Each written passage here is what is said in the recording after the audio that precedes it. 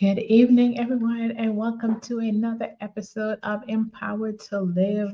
I am your host, Andrea Rose Butler of the Become a Woman's Network, and this is the podcast where faith meets purpose and purpose fuels freedom. And we are in part two of our series, Faith in Action, and we're going to talk about walking out what you believe. And I'm telling you, God knows when when he puts these things together, because let me tell you about the challenge of walking out what I believe. As many of y'all know, I've been struggling with my health and pain and all those other issues, and this has been putting my faith in action. Walking out, and this week was particularly challenging, and so walking out what I believe. And so I am the first partaker of walking out what I believe. And so I am here to share with you kind of some of the lessons I learned this week, and uh, just to encourage you if you are in a season like me where you're having to put your faith in action, and in this particularly now, walking out what you believe. When you say, God, you are my healer, do you really believe it? And are you putting into action that belief that God is your healer? And you're saying, God, you're my provider. God, you're this, that, whatever you're saying God is, and whatever it is that you have put your faith in God for, this is our time and our season to put that into action. So we got to walk it out. We've got to walk it. With a song said, I've got to walk it out. And so, do I really believe what I say I believe? And that's what it means by putting it in action. When you find yourself in situations where your faith is being tested, when your faith has been tried. And I cannot tell you the being on social media, uh, and how many times in the past 2 days or so that I've heard, no one formed against you will prosper. It's been coming from everywhere. And and that's the thing, the reminder is that he never said the weapons would not form. He just said they wouldn't prosper against you. So the weapon is going to form, the weapon of sickness, the weapon of financial distress, the weapon of losing your job, your marriage is on the rocks, the weapon of a loved one dying, whatever the weapon is that's formed against you, the betrayal, all of those things, the weapon is going to form against you. It's going to happen. Somebody's going to stab you in the back. All these things are going to happen. The weapon is going to form, but the thing is that you are going to triumph over the weapon being formed. And that's the thing that I think the message God wanted me to get this week is that the weapon has been formed. Yes, you are in pain. Yes, you are struggling with this pain. But it's formed, but it's not going to prosper against you. You are victorious already. You are an overcomer. You're going to overcome this, whatever your this is. Mine happens to be pain right now, but whatever your this is, you will overcome it because it is not going to prosper against you. So this episode out is for you who believes deeply, but you struggle to put your faith into action, to walk it out, because faith isn't just what we confess, it's what we practice. There, Stephen Furtick talked about that in one of those messages that he had this week about the weapons not forming. He was like, "This is the time. This is your practice season. So when we lift our hands, this is our practice. That I'm casting it over onto you, God, and then it's our practice to walk out our faith. What do we truly believe?" And James 2:17 says, "Faith by itself, if not accompanied by action, is dead." Or you may know, but faith without works is dead. So faith alone by itself, if we don't act, if we're not moving, if we're not putting our faith in action, if we're not saying that we believe God and actually moving to like we believe God, then do we truly believe Him? Even in Bible study, we were talking about we've been studying eschatology, which is the end time events, and last night we talked about the marriage supper of the Lamb, and how do we get ready for that? And one of the ways that we get ready is by believing and staying ready, staying consistent in our faith, in our belief, and that our readiness for that final day, for our redemption, is not about our emotions, but it's about being intentional. And so when we are walking out our faith, walking out what we believe, we have to be intentional about that. It can't be about just our emotions. We feel good, we go to church, and we're like, we got the happy goods, but we don't remember what the sermon was all about. We can't remember the lessons that we were supposed to glean from the pastor's message. We don't have anything. We got joy filled, but we're not faith filled in order for us to walk it out. So we've got to put it into practice. So faith becomes alive when it shows up in how we live. How are you living? What's your life? Are you living in faith? And not saying that you're not going to have moments, because I'm telling you, I think I'm always transparent on here. I was having a time this week where I was like, God, I don't know what you're doing. I was up crying because I hurt, and I was just like, Lord, um, we need to have another meeting about the way you do stuff. And then I had to, I'm like, David, this I call it to mind, and this I remember the God's goodness, and I had to remind myself, God, this it came to pass. You said the weapons were going to be formed, but they weren't going to prosper. So I had to rejoice in the fact that yes, they formed, but I know that I'm victorious, walking in pain, whatever that is, whatever that looks like for you, that I had to put it into practice. I had to walk it out this week, with intention, reminding myself, what do you truly believe God? Do you truly believe that God is healer? So if you believe that, yes, your situation is not that of healed, but you are healed, because he says you are already healed.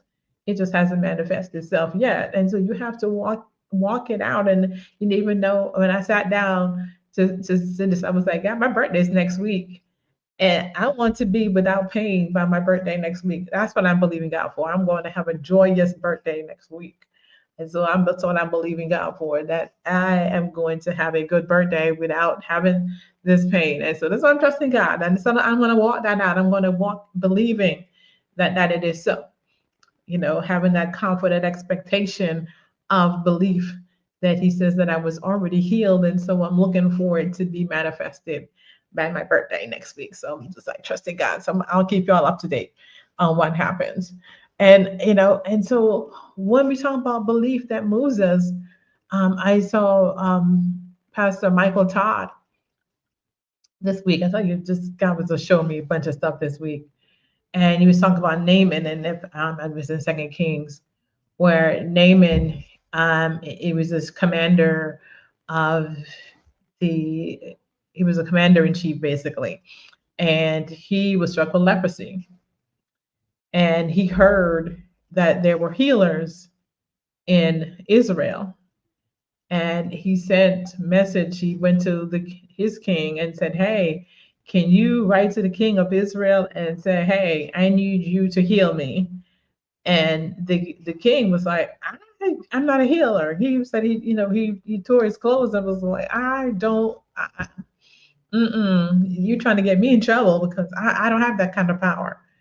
But Elijah heard about this man, and he was like, send him to me. And he went to Elijah's house, and he was just like, okay, he's going to perform this great miracle. He's going to wave his hands over me, and I'm going to be healed. And Elijah sent a message out to him and said, go dip into Jordan. And he got in his feelings, and he was just like, the what? The water of the Jordan is nasty. I'm not going.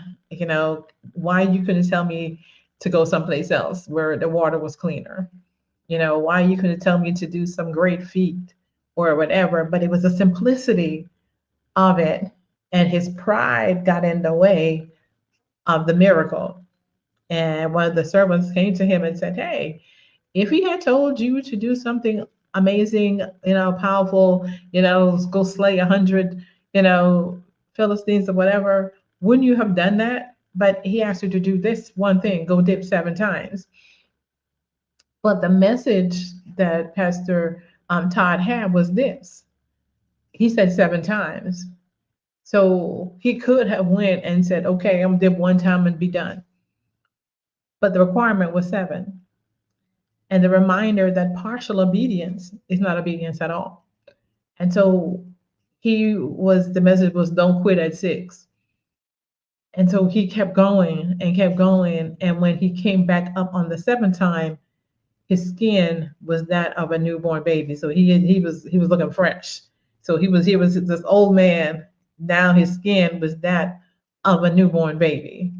And so when partial obedience is not obedience, so God wants us to fully obey him. And many of us, we love God and we love him sincerely, and we truly believe that, God, you are the love of my life. Yet we hesitate sometimes to act because we're waiting for certainty. We want confidence. We want confirmation, but biblical faith is often looks like movement before clarity. He wanted something else. Sometimes, God is telling us to do something and we're like, okay, yeah, about that. How about you ask me to do this? This would be better for me than what you're asking me to do.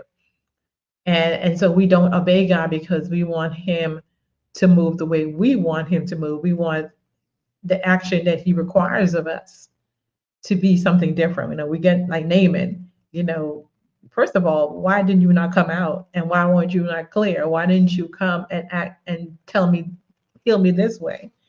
And why are you telling me to go dip in this dirty water and do it 7 times at that, to go down to this dirty water 7 times? Do you know who I am? And God, in his simplicity, sometimes asks us to do something and we get offended. And so we don't obey. We love God.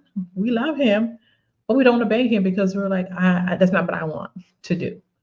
Well, I feel like this, and so we don't necessarily move the way God wants us to move, or we want it to be perfect until we don't move at all because we're, I shared that before. Perfection. I'm looking for perfection. God, I wanted the podcast to look like this. I wanted to know how. I still haven't figured out how to pop things up on the screen. I'm gonna figure it out one day. If somebody knows, I know my kids know, but I haven't really asked them, how to pop up on the screen. Well, like things. But we'll move on the way we're moving. And I'm being obedient because God told me to start and to do it. And that's what we're going to do without perfection. So it requires trust. So Naaman had to trust. And we have to trust God. And when he is asking us to do something, and we have to trust that he knows best, that he's the one who wrote our beginning. He knows our beginning. He knows our end because he wrote them. Walking out what you believe often begins with one obedient step and not the full plan. Because he was never told on which time did I dip down, was I going to be healed? All he was told was dip 7 times. God may say to you, start writing that book. Prepare to go back to school. Quit that job. That person's not for you. Whatever it is that God has told you to do, he is asking you to make one obedient step. And I've said this before on this podcast. Sometimes we have to do it afraid. We don't always understand why, but we just have to do it and just do it afraid. We don't understand the full picture. Oh my goodness, I think her name is Kathy Tricoli. I think that's who wrote that. She's talking about just enough light for the step we're on. And if I'm wrong, I may do a correction. I have to look it up. It just came to my mind.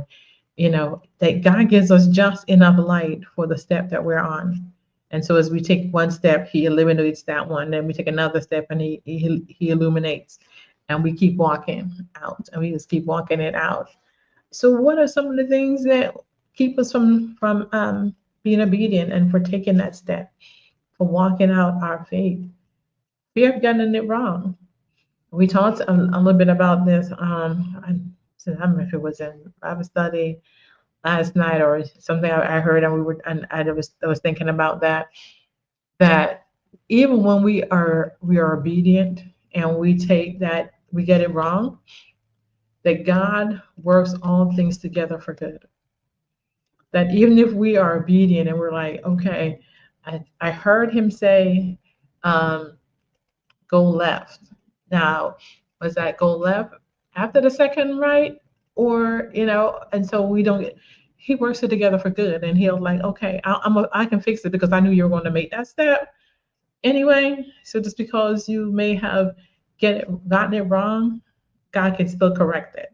He'll still use what you got wrong because whatever the righteous does will prosper. So it's not failure. And we may think of it as failure, but God doesn't see it that way. Waiting for full clarity before acting. Again, we want the whole picture. God, I need you to show me the whole road. I need you to show me all the detours. I need to know where the roadblocks are. I need to know where the pitfalls are. I need to know where the speed bumps are. I need to know where the police are waiting. We want all the things for the journey. And he was like, no, just trust me. It's like when you do the GPS, the GPS is like, okay, start here. Keep going. At 100 meters, do this. At 2 miles, turn left. At the next traffic light, do this. And that's how God operates. As we are moving forward, as we are obedient, He doesn't give us the we can see on the map our starting point and a destination, but all the stuff in between, sometimes things happen as you are going on your journey. There could be an accident on the road there where you're driving and everything looks green and everything is moving along, and then you get to a spot and then up ahead there's a 15-minute delay, and you're like, but I don't have enough time. And he was like, you're still on the best route. It means don't get off.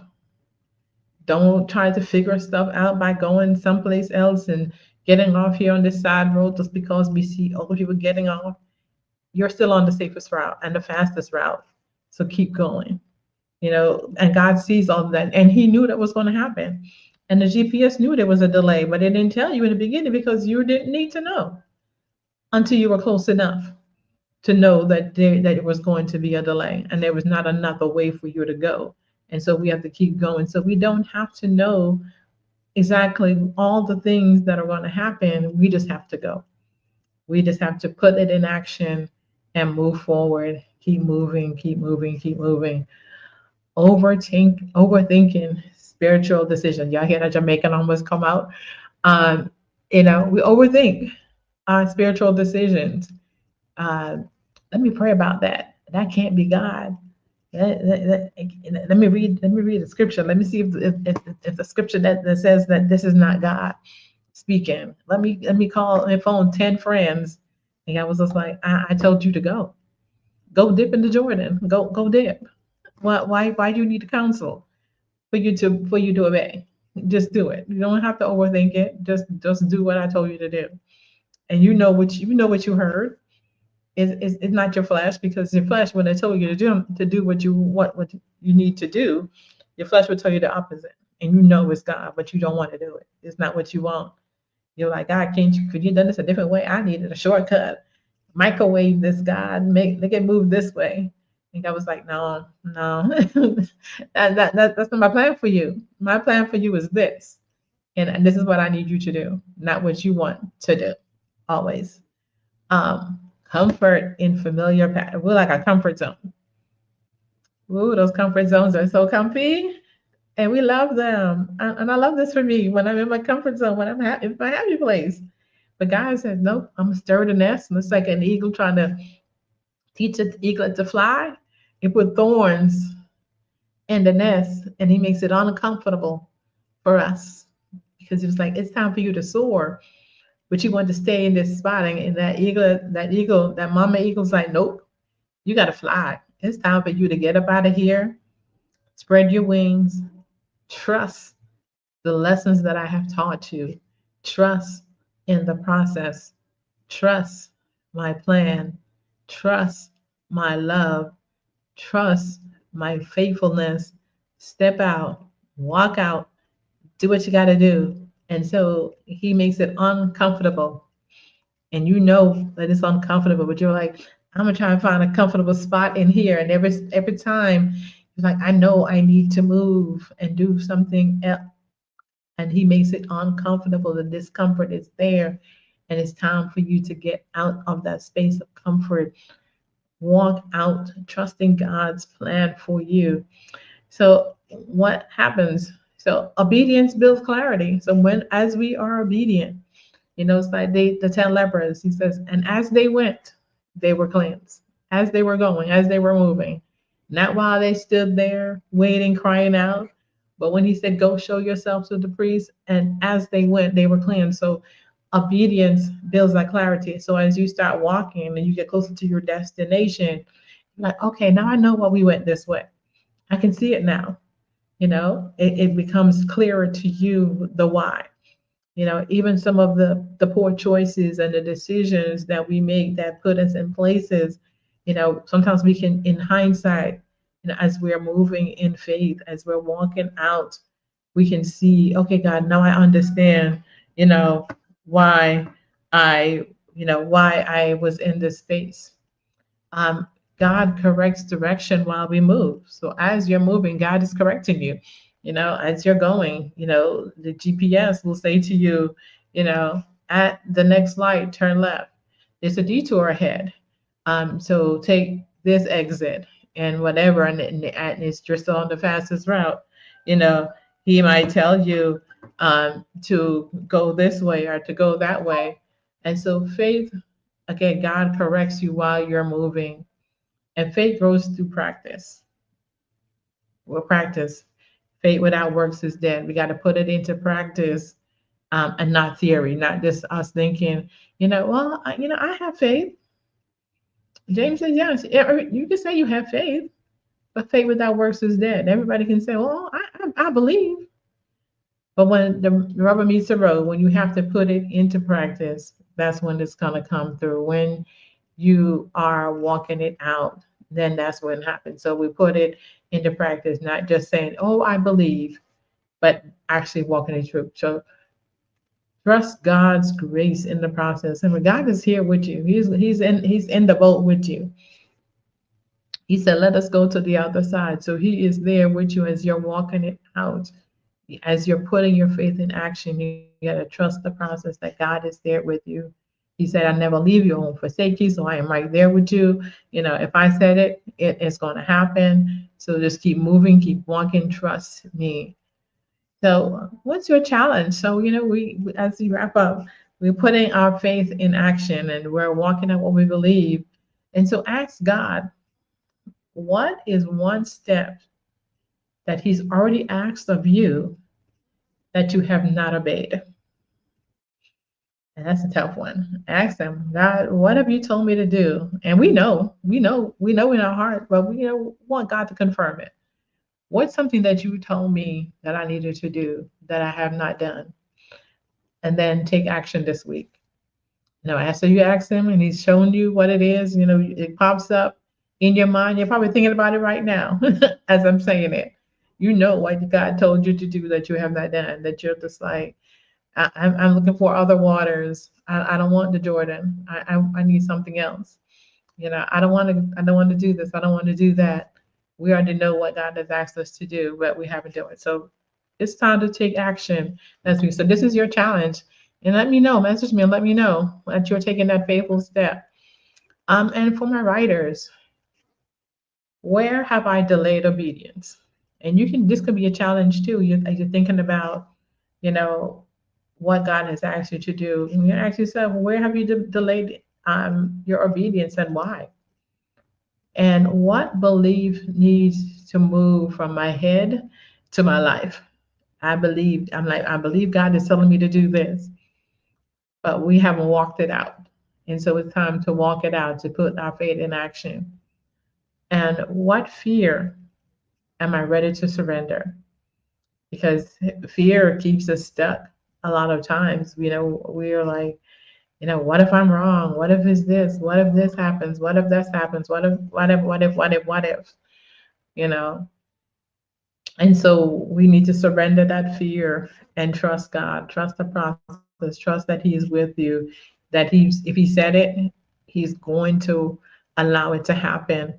You know, just like I said, I'm walking out my healing right now. My body don't feel it, but I know I'm still walking as if I'm healed. It's not letting me stop me. I'm here sitting down doing this, and I have to get up and I have to go lay down after I finish with the heating pad. But hey what? I'm still obedient. This is what God called me to do. And this is what I'm doing. I'm still doing my classes. I'm still teaching. I'm still doing I'm not letting pain stop me because it's not pain is not it's not where I am. It's not my identity. I'm walking out the calling that God has for my life, and I'm walking that out be in obedience to Him, in whatever ways that looks like. Yeah, I'm not neglecting my health, but I can't allow my current situation to hinder me from the call and the purpose and the promise that God has for me. And so I want that for you too. So I'm surrendering this fear.